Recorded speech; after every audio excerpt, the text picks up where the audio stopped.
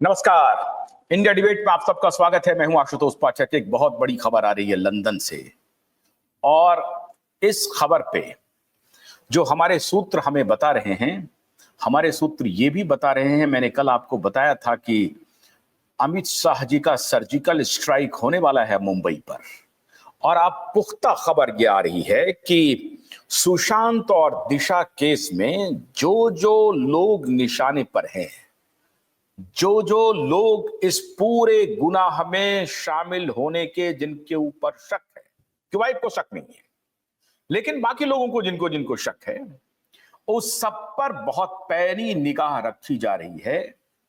और हमें विश्वस्त सूत्रों से जानकारी मिली है कि अभी बाप बेटा पहले गए। मार्च में रिया चक्रवर्ती, शोभित चक्रवर्ती, उनके पिता, उनकी माता, ये सब फरार हुए घूमने को लेकर के श्रीलंका और थाईलैंड। और अभी एक शख्स का नाम आ रहा है इम्तियाज खत्री का। इम्तियाज खत्री के बारे में कुछ बताने की जरूरत नहीं है, हमारे एसएसआर वॉरियर जानते हैं। ये लफंगा, ये जो लफंगा है, ये गुंडा इम्तियाज खत्री।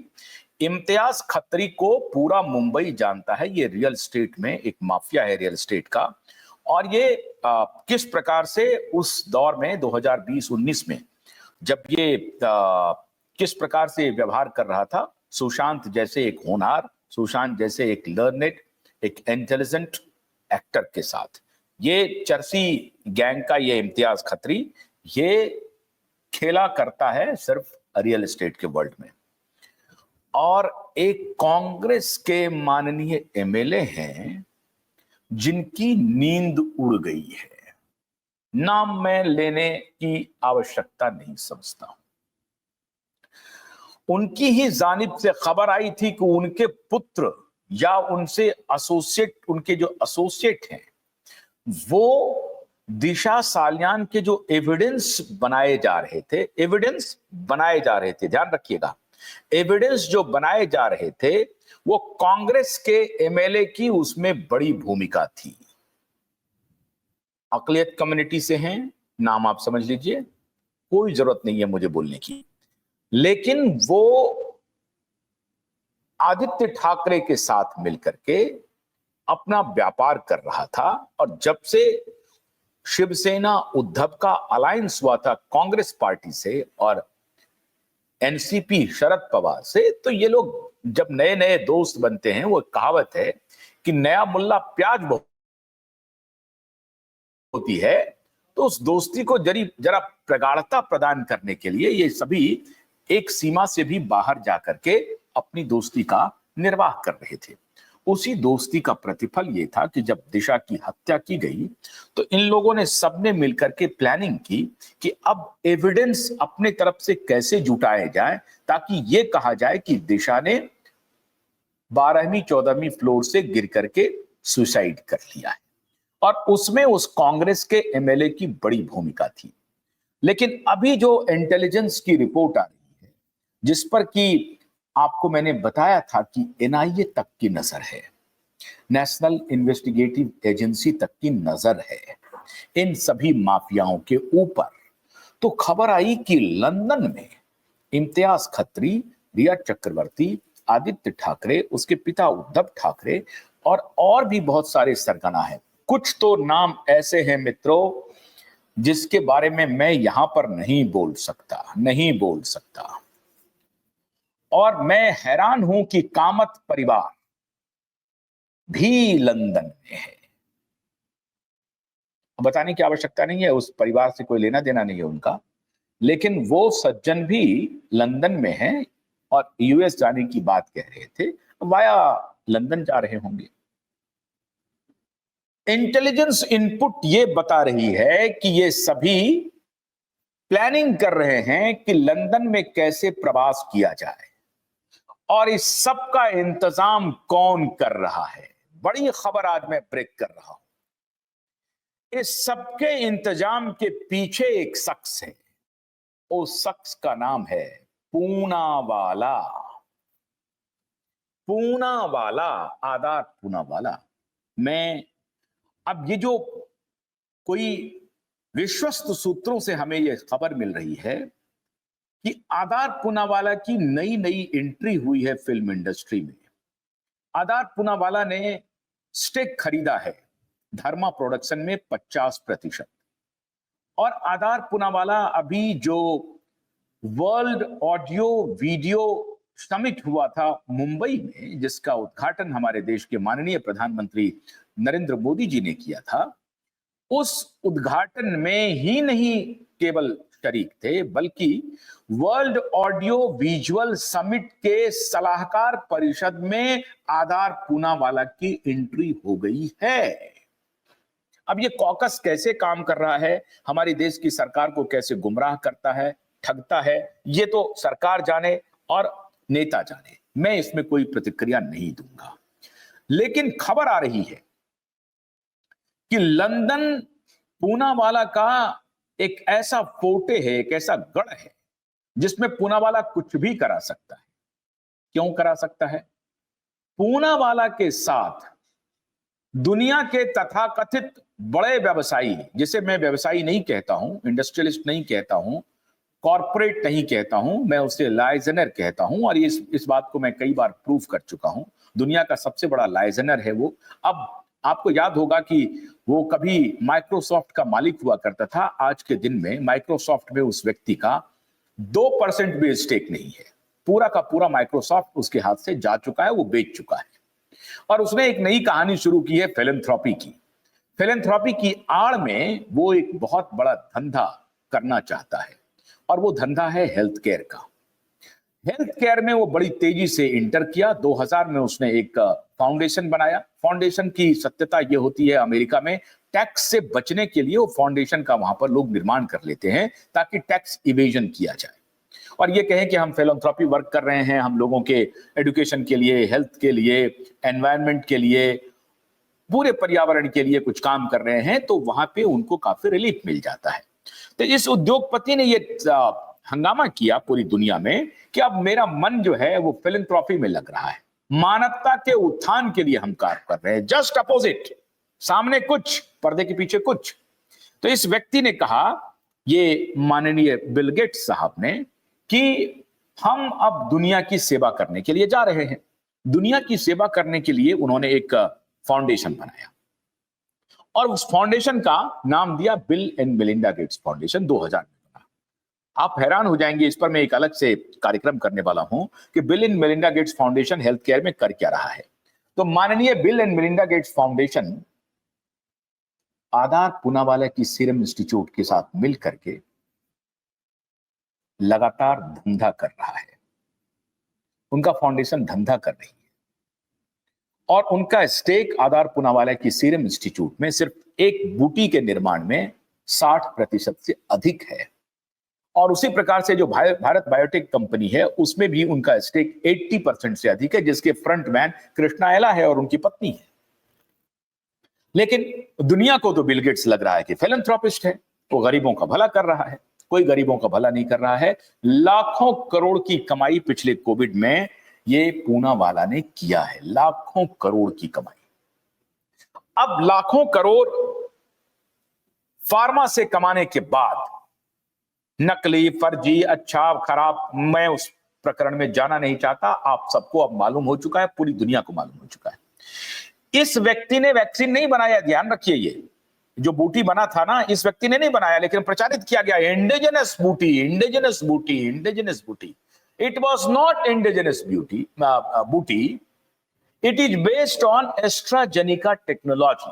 ऑक्सफोर्ड, और ऑक्सफोर्ड में भी Bill Gates and Melinda Gates foundation का, ऑक्सफोर्ड यूनिवर्सिटी का जो रिसर्च सेंटर है एस्ट्राजेनिका, उसमें भी बिल एंड मेलिंडा गेट्स का इन्वेस्टमेंट है। आप समझ रहे हैं बात को? अब पर्दे के पीछे क्या क्या चल रहा है। तो बिल एंड मेलिंडा गेट्स का इन्वेस्टमेंट ऑक्सफोर्ड यूनिवर्सिटी के रिसर्च में, जो एस्ट्राजेनिका है, और उसी टेक्नोलॉजी पर, mRNA टेक्नोलॉजी पर बेस्ड हमारे ये जो दारू वाला है, ये जो पूनावाला है, ये पूनावाला असल में घोड़ा वाला हुआ करता था।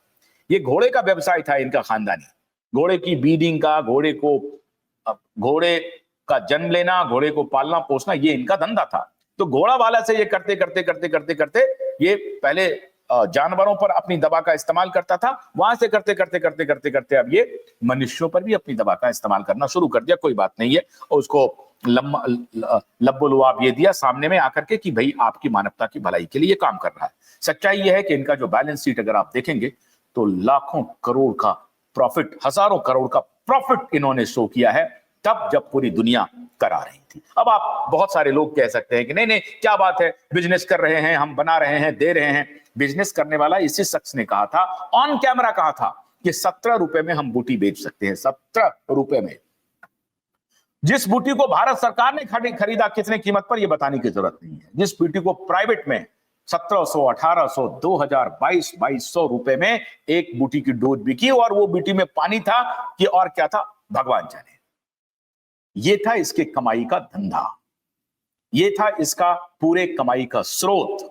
और उसके पीछे कौन? तो bill and Melinda Gates foundation. और उसके पीछे कौन? तो सोरोस और bill and Melinda Gates foundation दोनों मिलकर के, सोरोस का ओपन सोसाइटी, अलग अलग बिजनेस पार्टनर्स हैं।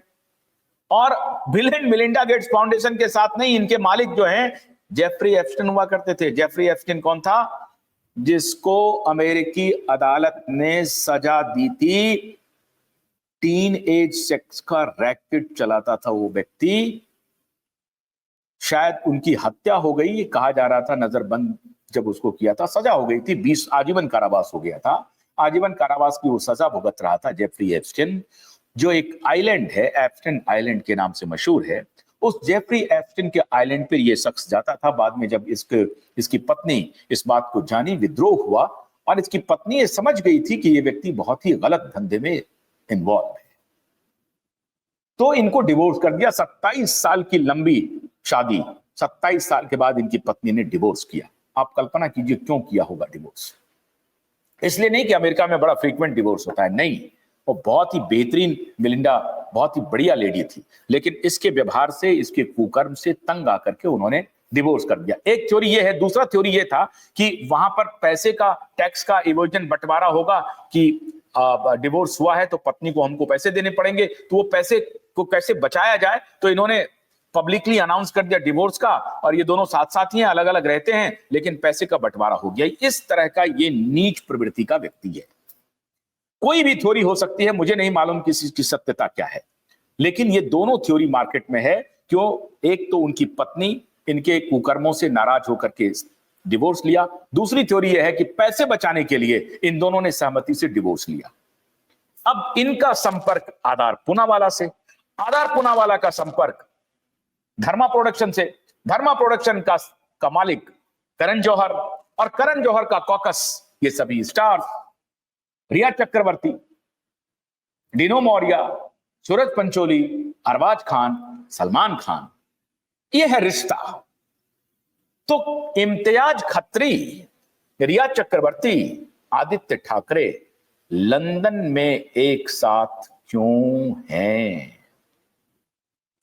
इंटेलिजेंस एजेंसी की बड़ी पैनी नजर इन लोगों पर है। क्यों? मैंने आपको कल बताया था सर्जिकल स्ट्राइक होगा। अब इंटेलिजेंस एजेंसी ये देख रही है कि 30 अप्रैल को जब वर्डिक्ट आया है अदालत का कि रिप्लाई फाइल करना है, और मार्च में जब दिशा के सबसे बड़े एविडेंस को क्यूबाइड नेटवर्क ने पूरी दुनिया में लाया सामने, और उसके बाद सभी मीडिया समूहों ने उस पूरे एविडेंस को पूरे तरीके से दुनिया के सामने रखा, तो इनके होश पाख्ता हो गए। इनकी जो थ्योरी चल रही थी वो पूरी थ्योरी डिमोलिश हो गई।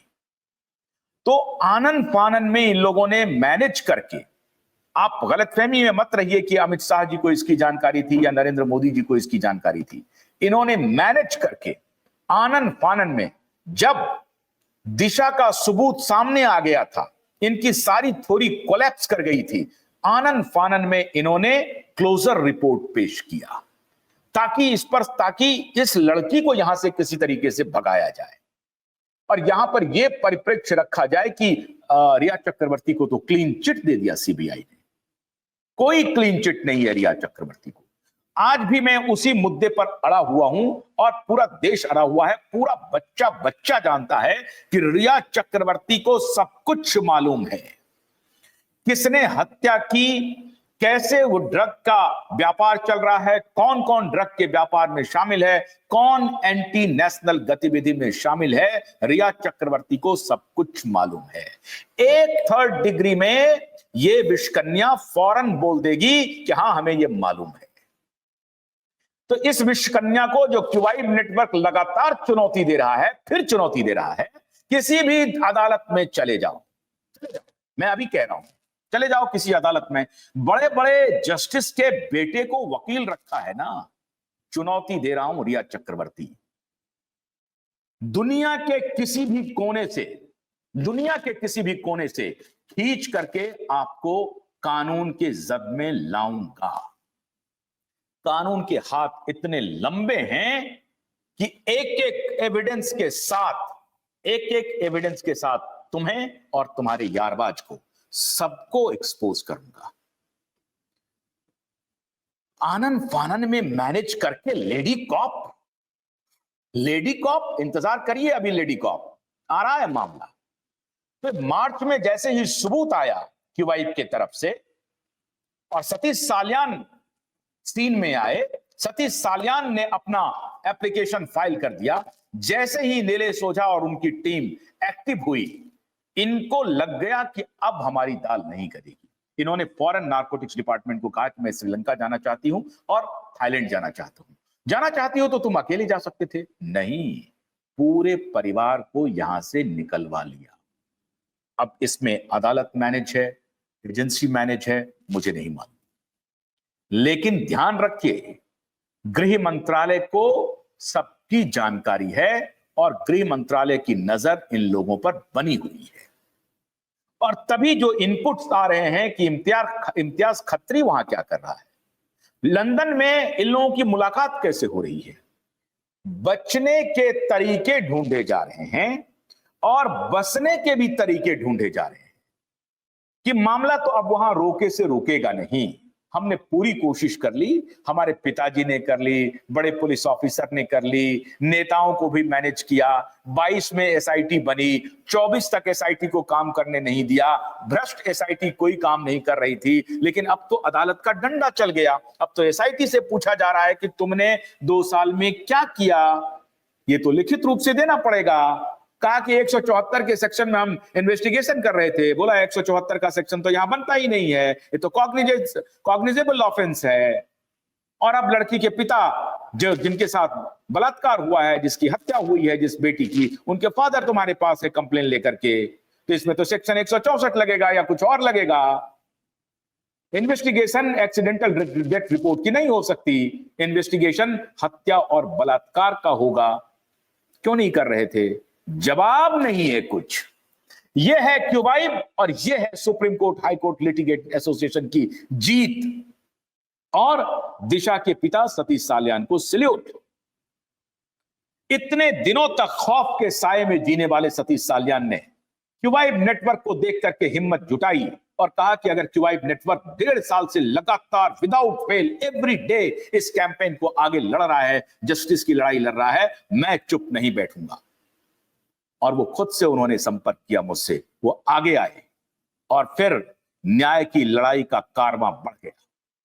और इसीलिए मैं कहता हूं कि एसएसआर वॉरियर ने भी बहुत जबरदस्त काम किया है, बहुत जबरदस्त। उन्होंने लड़ाई को कुंद नहीं होने दिया। एसएसआर वॉरियर अलग अलग जगहों से एविडेंस जुटाते रहे। ऐसा लग रहा था कि इन्वेस्टिगेटिव ऑफिसर बनकर के वो जुटाते रहे, जितनी उनकी क्षमता थी उन्होंने किया। आज अगर क्यूबाइड के पास ये इंटेलिजेंस इनपुट आ रहा है कि इम्तियाज खत्री, रिया चक्रवर्ती, आदित्य ठाकरे लंदन में क्यों जुटे हैं, तो बात मैंने बहुत पहले आपको बताई थी। आपको याद कीजिए, फरवरी या मार्च का महीना होगा, उसी में मैंने ये ब्रेक किया था, जब ललित मोदी का पासपोर्ट कैंसिल किया था और भारत ने कहा था कि हमको एक्सट्रेडिशन चाहिए।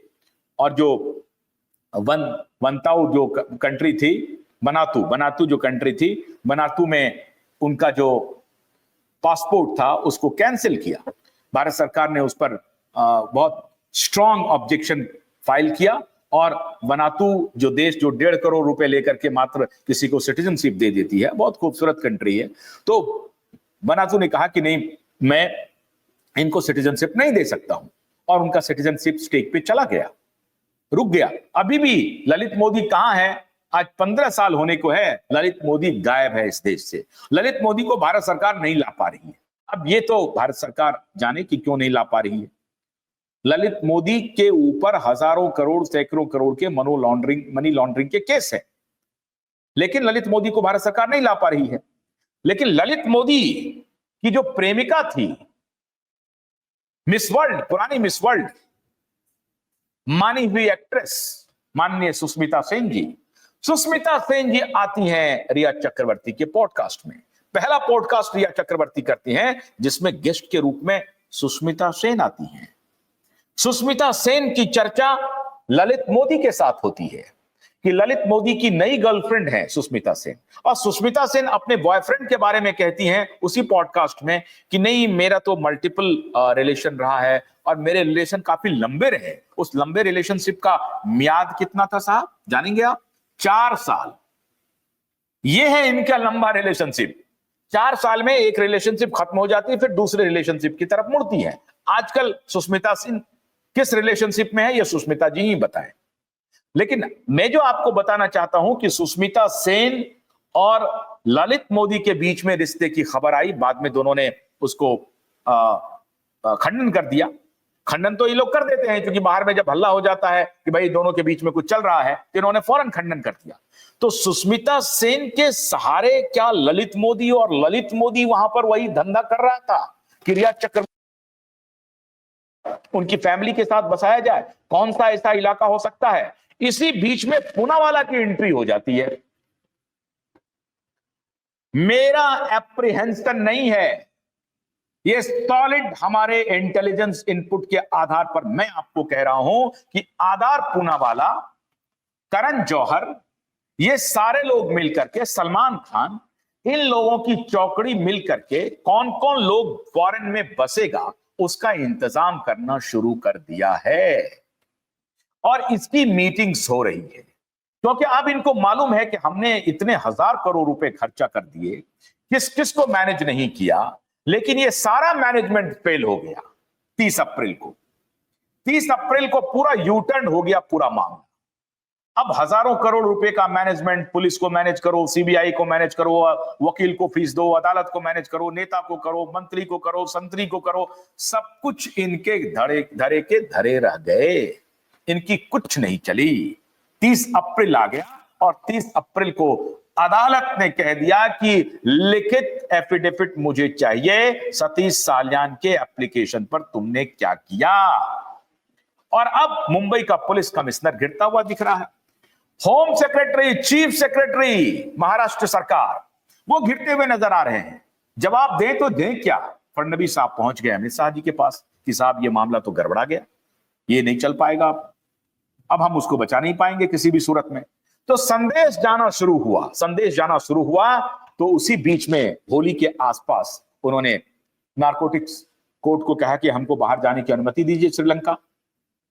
श्रीलंका के बारे में बता चुका हूं, थाईलैंड के बारे में बता चुका हूं कि इन लोगों का श्रीलंका में और थाईलैंड में धंधा क्या चलता है, वही ड्रग कार्टेल का खेल चल रहा है। तो ये सारे लोग, ललित मोदी, सुष्मिता सेन, करण जौहर, आधार पूनावाला, ये सारे लोग मिलकर के अब ये देख रहे हैं कि कौन कौन लोग बाहर में बसेगा। हो सकता है कि डिनो मौर्या भी भाग जाए, हो सकता है सूरज पंचोली भी भाग जाए और इनको भगाया जाएगा। लेकिन जो पहली कड़ी है, अभी आजकल सूरज पंचोली पॉडकास्ट में आ रहे हैं, ये 3 पॉड, अभी मैं उस पर मैं अलग से एक शो करने वाला हूं, रिया चक्रवर्ती का, अरबाज खान का और सूरज पंचोली का। ये सब लोग जो हैं वो बाहर आकर के अपनी ब्रांडिंग में लगे हुए हैं, ताकि जब पुलिस इनको उठाए तो जब लोग सर्च करेगा, जो अभी लोग नहीं सर्च कर पा रहे हैं, तो जब लोग सर्च करेगा तो देखेगा अरे ये तो बड़ा अच्छा आदमी है, बड़ी अच्छी अच्छी बात करता है, कहीं इसके खिलाफ जाती तो नहीं हो रही है। ये नैरेटिव, ये पीआर नैरेटिव सेट करने की प्लानिंग चल रही है। पुलिस उठाएगी, उठाकर ही रहेगी, उठाने में समय जो लग जाए, आज उठाए, कल उठाए, परसों उठाए, महीने भर बाद उठाए, 2 महीने बाद उठाए, साल भर बाद उठाए, पुलिस तो उठाएगी, उठानी पड़ेगी। कोई चारा नहीं पुलिस के पास है, कोई चारा नहीं। डिजिटल फुटप्रिंट इतने पक्के हैं मित्रों कि ये लोग कहीं नहीं बच पाएगा और दुनिया में किसी भी कोने में होगा। हमारा ये कैंपेन ललित मोदी का कैंपेन नहीं होगा, ये ध्यान रखें। भारत सरकार को मजबूर कर दूंगा इसे दुनिया के किसी भी कोने से खींच करके, हलक में हाथ रख करके खींच करके अदालत के शरण में लाने के लिए।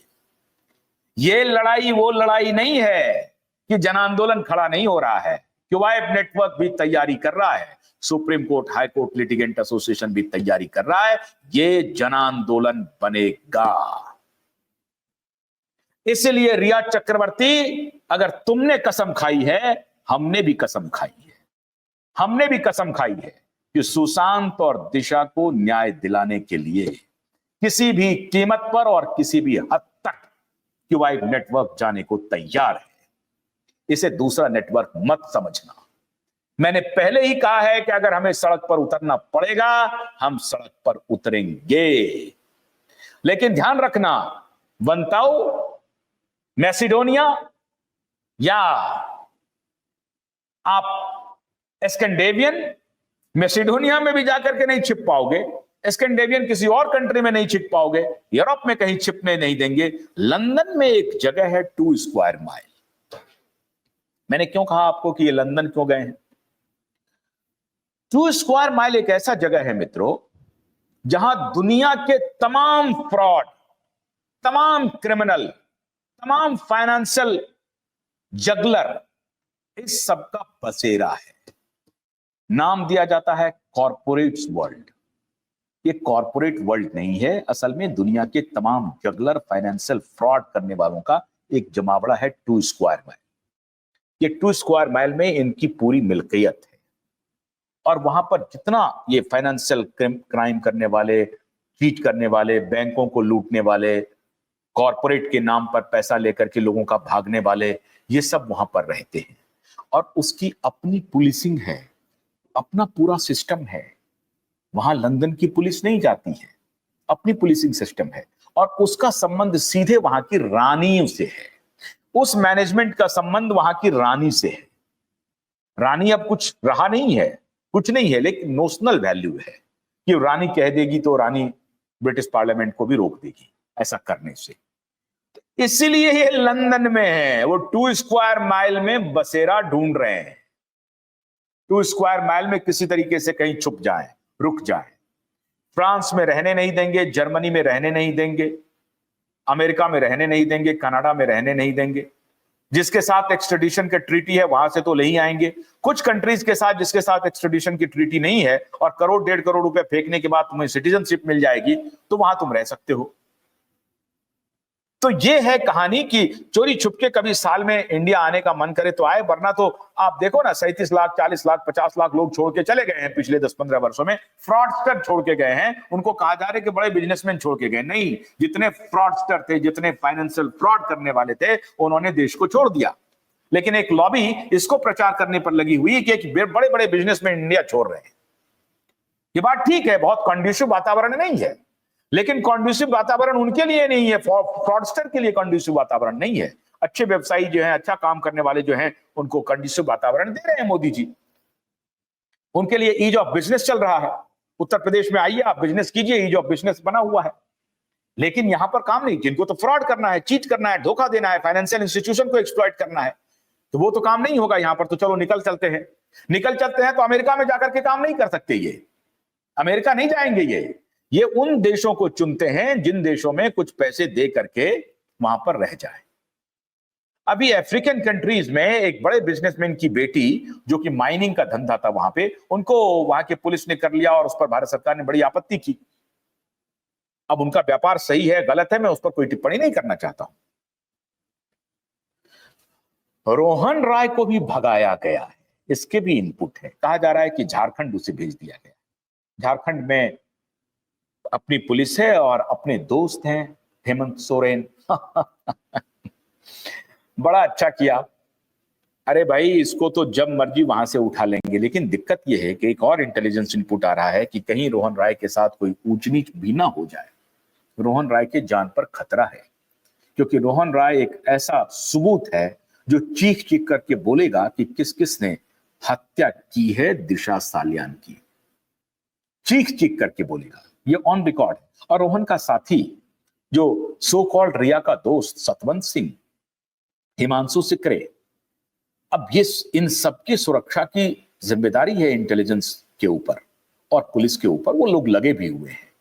वो सर्जिकल स्ट्राइक जो अभी चलने वाला है, जिसमें मैंने कल आपको बताया था कि एसआईटी में कौन आएंगे कहना मुश्किल है, लेकिन एसआईटी हो सकता है रिकॉन्स्टिट्यूट हो, बिल्कुल हो सकता है, क्योंकि ये एसआईटी जो जवाब देगी उस पर अदालत इनको फटकार लगाने वाली है और फौरन अदालत ये कह सकती है कि इस एसआईटी को एकदम इमीडिएटली भंग कीजिए, ये इनएफिशिएंट है। और हो सकता है ऐसा भी अदालत का ऑब्जर्वेशन आ सकता है। अदालत अगर डांट फटकार लगाएगी मित्रों, तो पूरे होशो हवास में लगाएगी और कहेगी कि ये एसआईटी काम नहीं कर रही है, इनको डिसॉल्व करिए। और फिर चीफ सेक्रेटरी क्या जवाब देंगे? अभी तो चीफ सेक्रेटरी को लिखते हुए बन नहीं रहा है। एसआईटी वालों को फटकार लगा रहे होंगे कि अभी जब तुमको हमने कॉन्स्टिट्यूट कर दिया था तो कुछ तो कर लेते, कोई बाया दाया कुछ तो करते, प्रेस कॉन्फ्रेंस ही 4 कर देते कि आज मैं वहां गया, आज मैं वहां गया, आज मैं वहां गया, झूठी ही कुछ कर लेते। झूठा भी कुछ नहीं किया, दिक्कत तो यह है। तो यह भी खबर आ रही है कि रोहन रॉय और हिमांशु सिकरे या सतवंत सिंह, ये जो जितने एविडेंस है, और उस एमएलए का जो शागिर्द था जो वहां पर पहले आकर के कूद करके कह रहा था कि मैंने देखा है एक लड़की नीचे गिरी, मैं तो यहां पर खड़ा था, ये सारे जो एविडेंस दे रहे थे, अब उस एविडेंस को इंटैक्ट रखने की बहुत जरूरत है। वो एविडेंस कोई सब ऑब्जेक्ट नहीं है जो कि कोई पत्थर है या कुछ है, ऐसा नहीं है, इंसान है। इंसान को बचा के रखना इंटेलिजेंस की पहली प्राथमिकता हो गई है। इम्तियाज खत्री हो या रिया चक्रवर्ती हो, शोभी चक्रवर्ती हो, आदित्य ठाकरे हो, डिनो मौर्य वगैरह, ये सब जो प्लानिंग कर रहे हैं कि भाग जाया जाए, देश छोड़ दिया जाए, वरना हमारी पूरी जिंदगी जेल में कटेगी, इसकी कवायद चल रही है और इसमें बड़े बड़े लोग इसको मदद कर रहे हैं पर्दे के पीछे से। ये सूत्रों के हवाले से मैं बता रहा हूं। इन सब का एक रिलेशन मैंने आपके सामने बता दिया है कि कैसे। मैं शुरू से कह रहा था कि ये कार्टेल जितना आपको आसान दिख रहा उतना नहीं है, इसमें बड़े बड़े लोग इन्वॉल्व हैं, बड़े बड़े लोग। आप कल्पना कर सकते हैं कि चीफ जस्टिस का बेटा रिया चक्रवर्ती के लिए अपियर हो रहा है। अब रिया चक्रवर्ती कहां से पैसा दे रहा है चीफ जस्टिस के बेटे को, या प्रोबोनो वो अपियर हो रहा है क्या? अगर प्रोबोनो अपियर हो रहा है तो क्यों अपियर हो रहा है? What is the link? इसलिए मैं कह रहा हूं कि इसमें बड़ी बड़ी शक्तियां शामिल हैं। चीफ जस्टिस का बेटा चाहता, वो कहता कि नहीं, मैं इसमें अपियर नहीं होऊंगा। गांधी ने कहा था कि आप फर्स्ट लॉ ऑफिसर हैं, आपको यह देखना है कि आप किस क्लाइंट के लिए अपियर हो रहे हैं। जो एक नैरेटिव सेट किया गया कि अबला अबला लड़की है, इनको गलत फंसाया जा रहा है, गलत किया जा रहा है, झूठा फंसाया जा रहा है, लेकिन उस लॉबी ने एक बार भी आज तक ये सवाल नहीं पूछा है कि ये जो फोटोग्राफ है, ये फोटोग्राफ किसी भी एंगल से नहीं कह रहा है कि ये लड़की 12 और 14 फ्लोर से गिरी है। वो सारे नैरेटिव वाले पत्रकार, मोहर लगाने वाले पत्रकार ने एक बार भी ये सवाल नहीं उठाया कि ये जो फोटोग्राफ है भाई, ये तो कुछ और ही कहानी कह रहा है। एक भी पत्रकार ने नहीं। स्क्रीन ब्लैक करने वाले, अंजुमन बगिया लगाने वाले, शर्मा जी जो लेकर के बैठ जाते हैं, वो जोशी जी, शर्मा जी, अंजुमन जी, स्क्रीन ब्लैक करने वाले, मोहर लगाने वाले, ये किसी पत्रकार ने ये सवाल नहीं उठाया कि ये जो फोटोग्राफ है, ये तो चीख चीख के कह रहा है कि इस बच्ची के साथ जो कुछ भी कहा गया है वो सच नहीं है, इस बच्ची के साथ कुछ बहुत बुरा हुआ है। एक भी पत्रकार ने नहीं कहा। देश का दुर्भाग्य है मित्रों कि ऐसे लोग नैरेटिव सेट कर रहे हैं। ऐसे लोग देश में ईमानदारी, सत्य और न्याय के खिलाफ मोर्चा खोले हुए हैं। हमारी आवाज कमतर नहीं है, आप सबके हौसले से हमारी आवाज मजबूत है। एक बार भी नहीं कहा। और अब यही लोग, यही कॉम्प्रोमाइज, बेईमान, भ्रष्ट, दलाल पत्रकार, सारे लोग मिलकर के इनको दुनिया के दूसरे हिस्से में बसाने की पूरी प्लानिंग कर रहे हैं। जब चीफ जस्टिस का बेटा अपियर हो जाए तो कुछ बचता नहीं है कहने के लिए। तकनीकी रूप से बिल्कुल सही है वो, वकील हैं वो तो खड़े ही हो सकते हैं, किसी के भी खिलाफ, कसाब के लिए भी खड़े हो सकते हैं, बिल्कुल हो सकते हैं, लेकिन पर्दे के पीछे जो है उसको आप छुपा नहीं सकते, बचा नहीं सकते। न्याय होता हुआ भी दिखना चाहिए माननीय, न्याय होता हुआ दिख नहीं रहा है। और जनता इस देश की इतनी बेवकूफ नहीं है जो ये सवाल ना पूछे कि चीफ जस्टिस का बेटा क्यों अपियर हो रहा है एक मामूली रिया चक्रवर्ती के लिए। आखिर रिया चक्रवर्ती का रसूख क्या है?